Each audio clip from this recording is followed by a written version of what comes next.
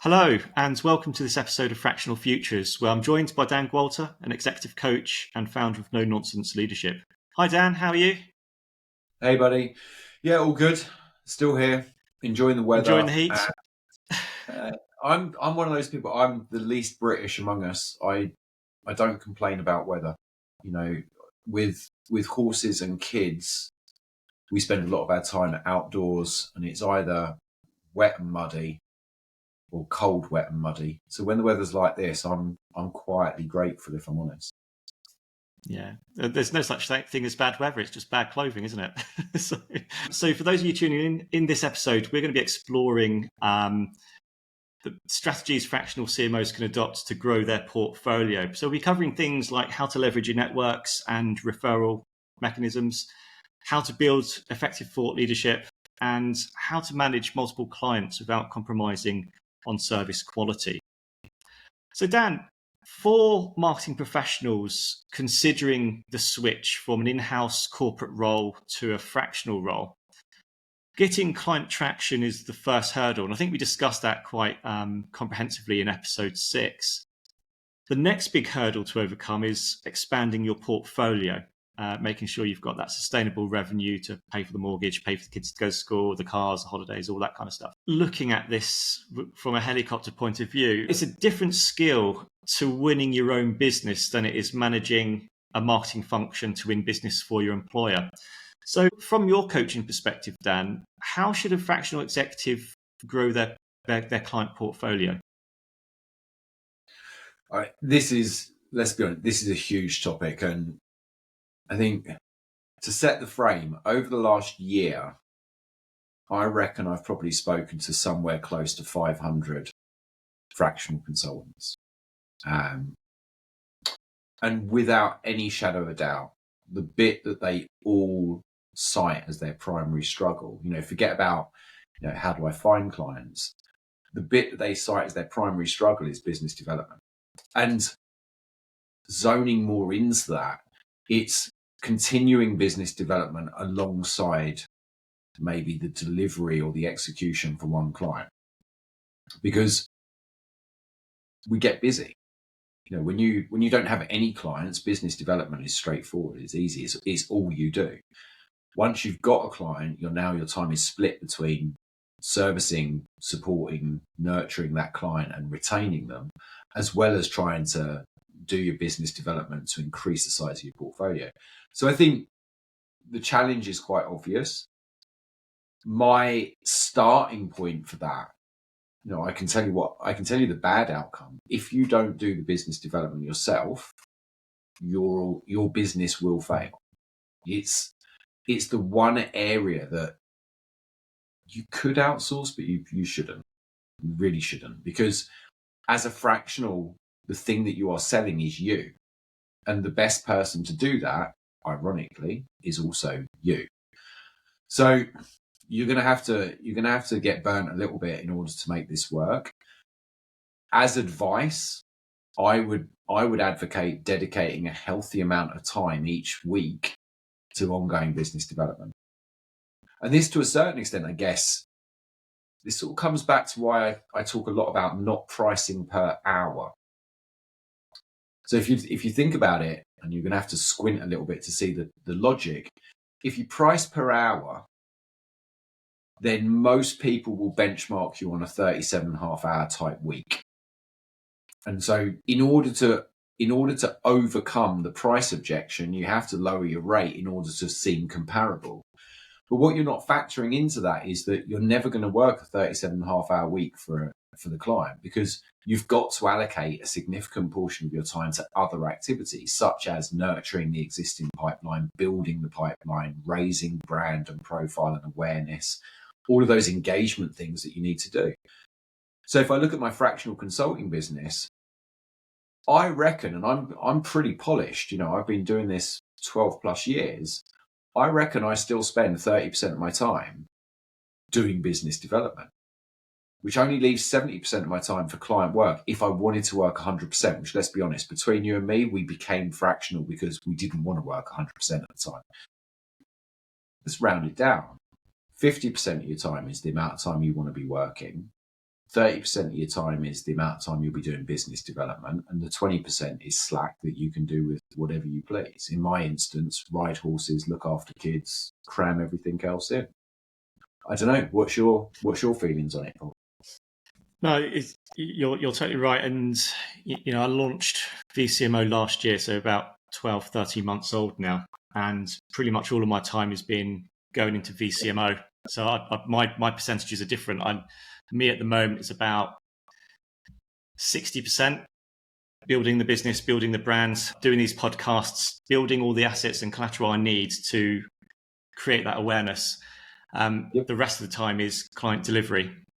And I think people need to be aware of that. It's all encompassing, this life. And as a senior exec coming from that corporate role, you would have had team members. You'd have been managing team to do all of the grunt work, the content strategy, the podcasts, the LinkedIn, building blogs, writing blogs. You've got to start doing that yourself now, because you won't have a team to do this once you leave your corporate role. Mm-hmm. And if you're a person and you don't want to do LinkedIn every day, or if you don't like thinking about what blog am I going to write about this week, you're going to struggle. So when you're coaching executives, how do you frame this bit? How do you prepare them for this? You've got to get your hands dirty to be successful. Ironically, in my, I guess we'll call it a sales process, right? So I obviously work with aspiring fractional consultants in the context of coaching. I also work with fractional consultants that just aren't quite hitting the level they want to hit. But I do qualify those. I go through quite a robust qualification process. And the beginning of that is, are you ready for that mindset change? The biggest mindset change of all, which is you're no longer an employee. You don't have a team of people. You don't have a PA. You probably don't have a PA. I have met a few that actually did. But generally speaking, regardless of the job titles, let's use the CMO as an example. Yes, you're a CMO by trade. But when you become a fractional CMO, you're also the finance director, the sales director. You're also the chief technology officer. You're also the operations guy. You're the service delivery guy, and you're the customer success manager. And you actually do have to get your hands dirty in order to make a success of that. Now, that sounds pretty terrifying, right? Is for most people that I've spoken to, they're mature enough to acknowledge the things that they don't know. And the big overwhelming concern is, what's my ramp up time look like? How long is it going to take me to get good enough at this? And that's the key point, is good enough to make it successful. And in my opinion, this is certainly where the coaching has a huge benefit. In my opinion, if you do it on your own and you try and learn all of those disciplines, and if I just take it at that level, it will probably take you a year to get up and running and established.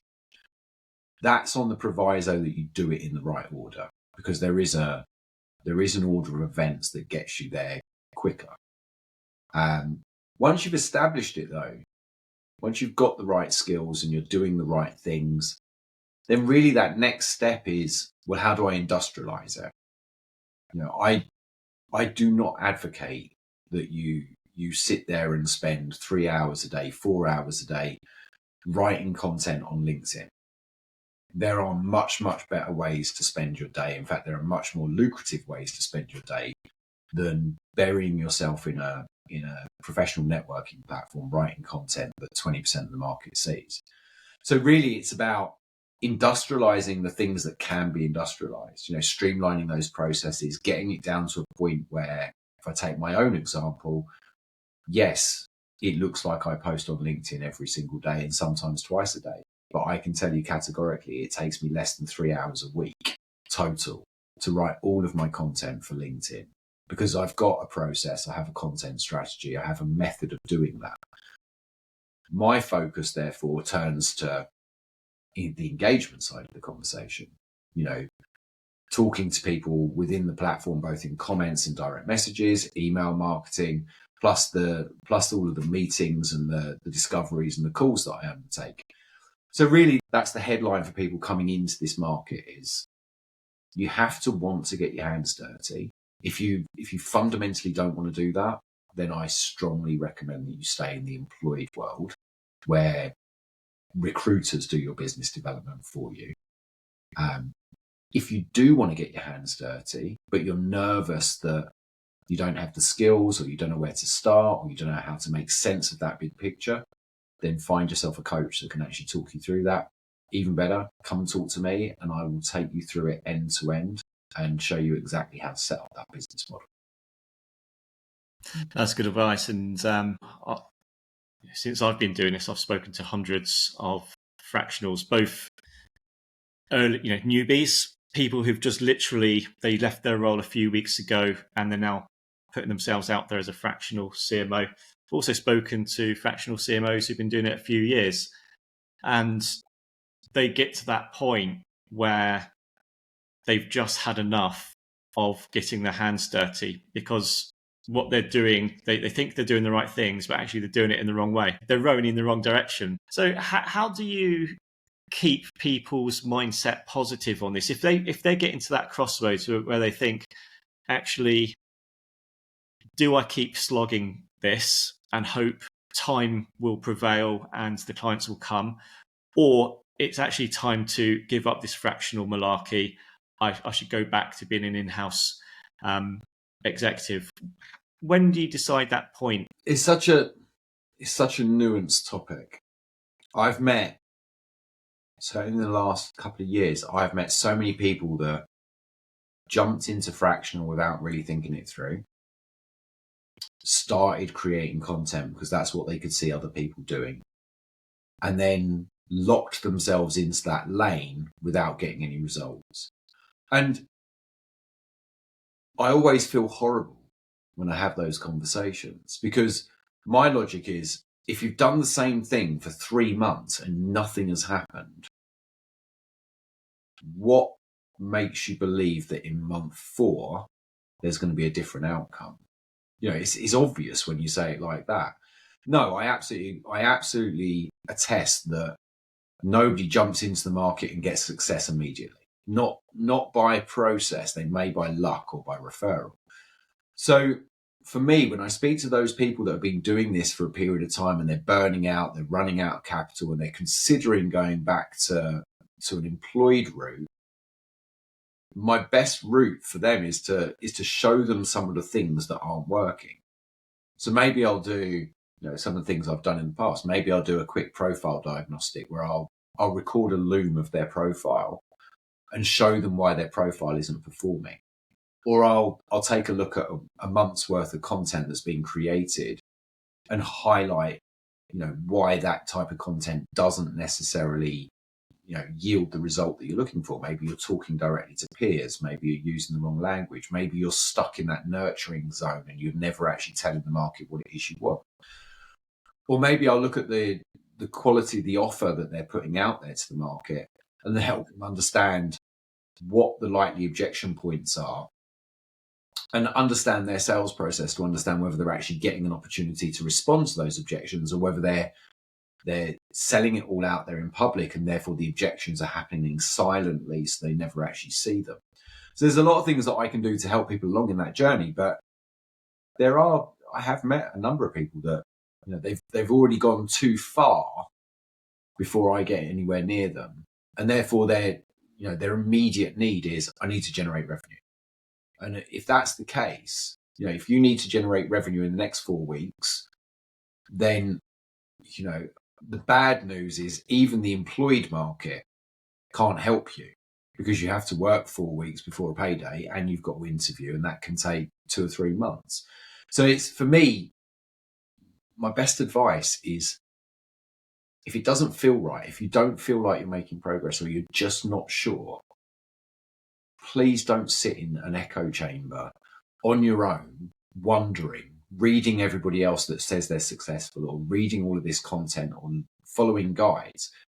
Actually find somebody that is a couple of steps ahead, that has done it, and pair up, buddy up, form a relationship, they will give you more insight and more guidance than anybody else.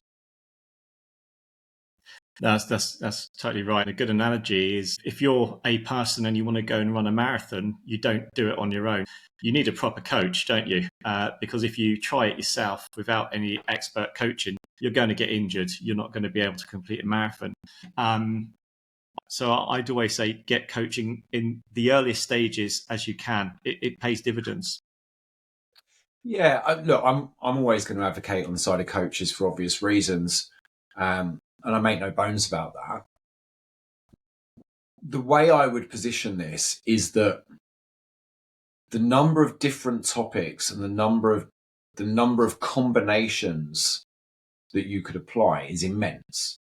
From going from zero to running a fractional business, there are so many variables and there are so many ways that they could come together, which means there's a lot of ways that it can come together wrong. And there's a lot fewer ways that it can come together right, unfortunately. The biggest mistake, so I'm happy, I will tell this to anybody that asks or anybody that wants to listen.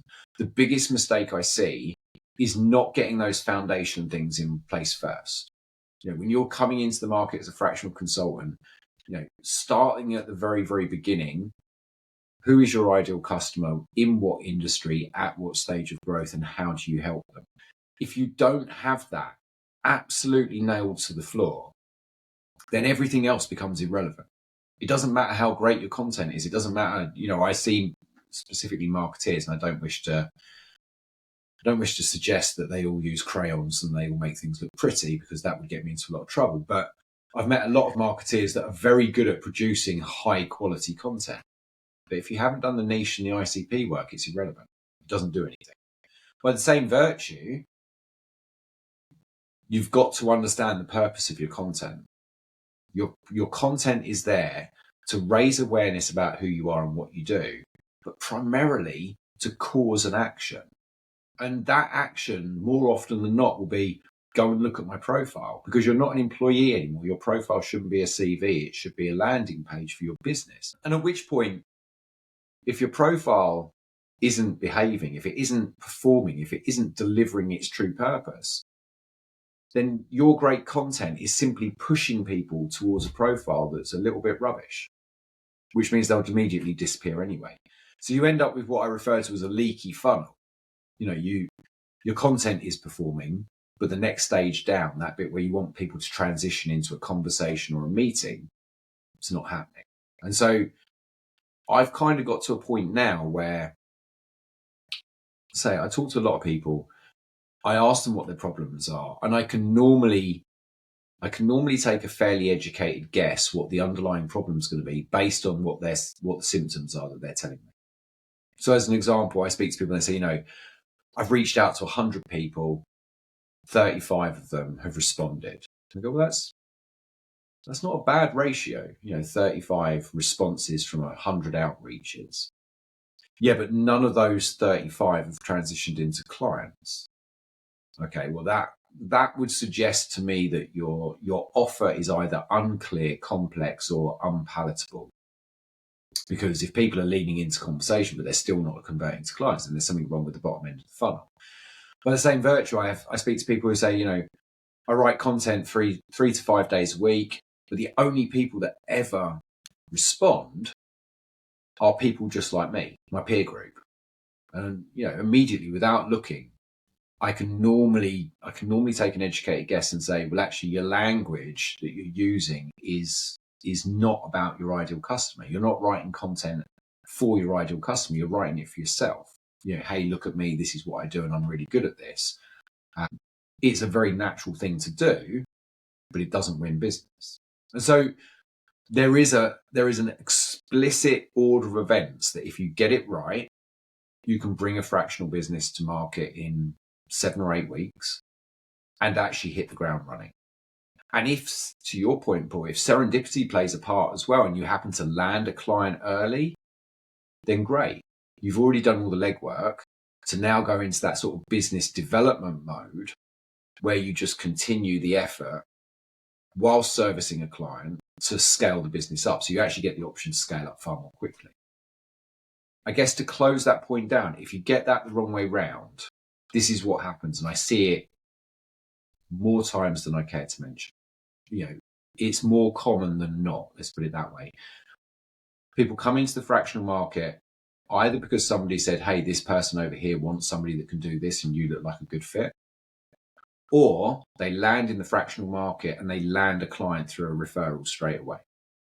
They advertise, they make that announcement to their network, this is what I'm doing, and somebody in the network goes, hey, here's a referral.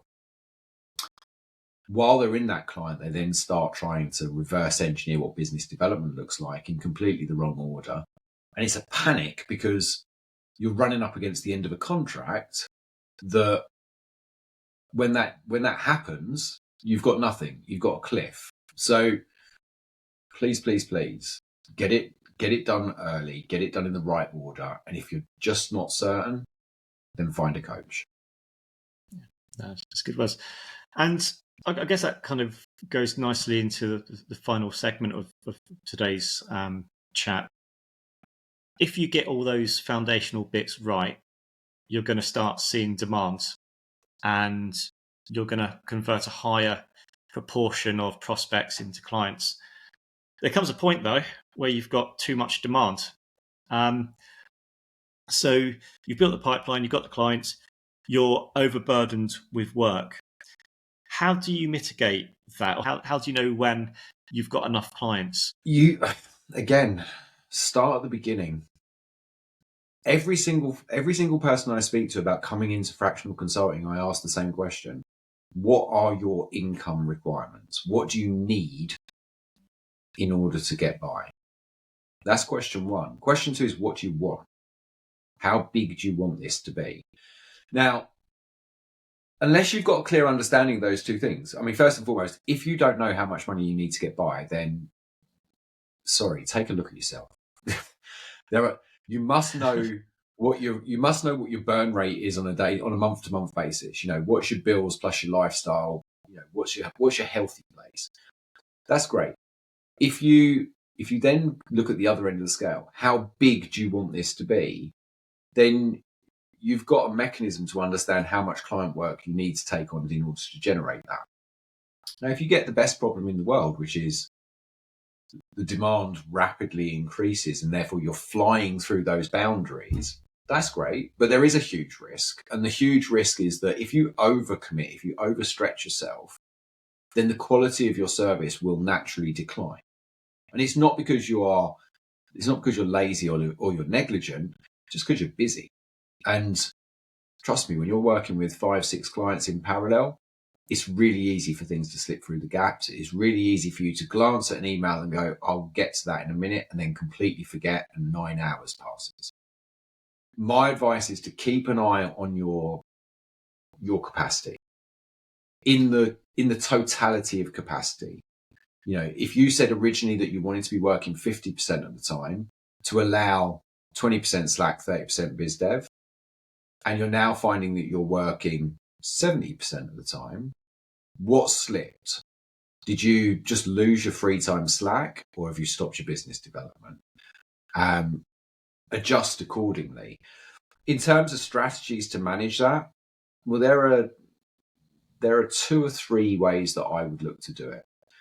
In the first instance, if you're seeing a massive spike in demand, chances are you're undervaluing your services. Just saying. There's another way of skinning that cat, which is increase the base price of your services. Yes, your demand will decrease very, very slightly because you'll price people out of your market, but your revenue generation will actually increase. So you get more for doing the same amount of work. If, however, you do that and you're still seeing an increased level of demand, you're still getting people kicking your door down looking for work, then it's probably time to start thinking about strategic partnerships. Because I talk to people a lot about how do you diversifying income. If you just want to work and earn money, that's fine. That's called being employed. If you want to run a business that is truly scalable financially, gets rid of those peaks and troughs, and actually generates you the lifestyle that you want, then you probably want to think about how you scale that up and how you generate multiple income streams. And the obvious one in that context is, well, actually, act as an introducer.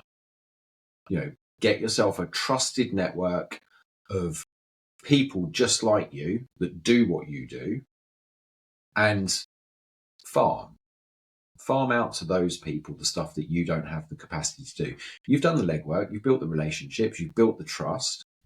You are a trusted advisor, so you can now farm out some of that work to other people and maybe even take a commission off the side of that for introducing the work to them. And at which point, there's your secondary revenue stream that's earning you money just for the business development work that you're doing and the network that you've created.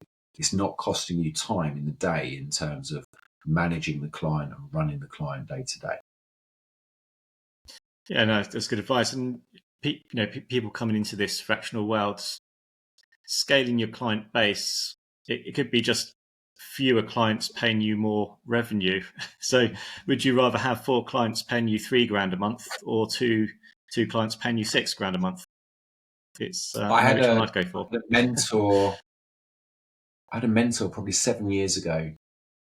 Yeah, it would have been about 7 years ago. He said to me, if you're charging your client £5,000 a month and they're not complaining and everything's happy, then you should seek to raise that by 20% year on year until they start to question the value. That's it. And I did that. Religiously, 20% year on year, standard uptick in cost. I can count the clients on one hand that questioned it or complained about it.